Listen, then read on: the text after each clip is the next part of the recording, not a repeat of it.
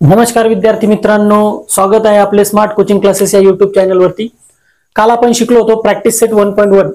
त्याच प्रकारे आपण या ठिकाणी आज प्रॅक्टिस सेट 1.3 शिकणार आहे। 1.2 मध्ये आपल्याला ग्राफिकली या ठिकाणी सॉल्व्ह करायचं आहे, म्हणून आपण तो टॉपिक नंतर घेऊ आणि त्या ठिकाणी तुम्हाला मी व्यवस्थित सांगतो। तर आपण आज बघणार आहे प्रॅक्टिस सेट 1.3। यामध्ये आपल्याकडे दिलेले क्वेश्चन 3 4 2 5 -1 2 7 4 5 -7 3 0 7/3 5/3 3/2 आणि 1/2 असे क्वेश्चन्स आपल्याला या ठिकाणी दिलेले आहे। तर या ठिकाणी आपल्याला सॉल्व्ह करायचे। मग आता बघा, या ठिकाणी याचा एक फॉर्म्युला आहे ए बी सी आणि डी।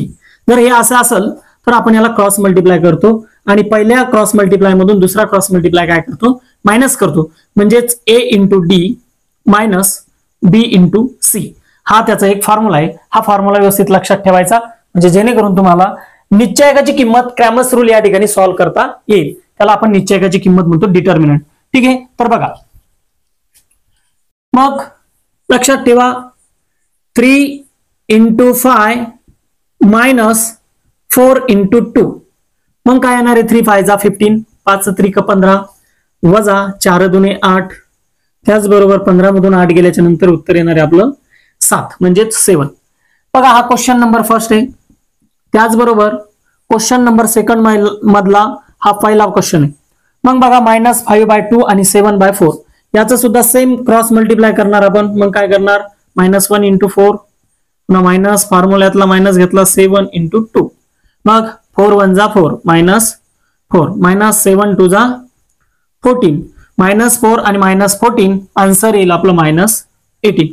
त्याचबरोबर नेक्स्ट बघा 5 -7 3 आणि 0 सेम त्या ठिकाणी ए बी सी आणि डी मानायचं। ए इंटू डी मायनस बी इंटू सी इक्वल 5 × 0 -3 × -7।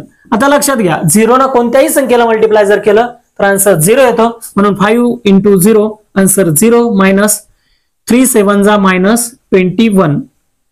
तर लक्षात घ्या मित्रांनो, 0 -21 तर आन्सर याचं मायनस मायनस हे प्लस होईल आणि आन्सर येईल याचं 21। त्याचबरोबर लक्षात घ्या 7/3 5/3 3/2 आणि 1/2 अशा प्रकारचे जे क्वेश्चन दिलेले आहे याला आपण कसं सॉल्व्ह करणार आहे, तर बघा क्रॉस मल्टिप्लाय सेम तिरकस गुणाकार करायचा। 7/3 गुणिला 1/2 ब्रॅकेट मध्ये टाकलं तरी चालतं। त्याचबरोबर पुन्हा घेणार तुम्ही 3/2 × 5/3।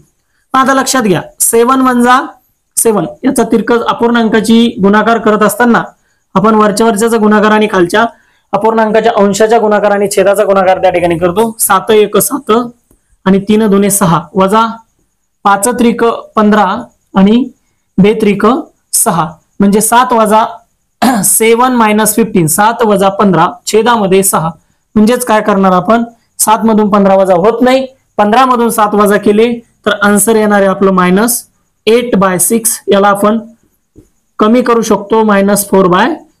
तर हे येईल आपलं आन्सर। मग लक्षात ठेवा, अशा प्रकारे तुम्ही डिटर्मिनंटची व्हॅल्यू या ठिकाणी काढू शकता, निश्चयकाची किंमत काढू शकता। तर आता शिकायचं आहे आपल्याला क्रॅमर्स रूल।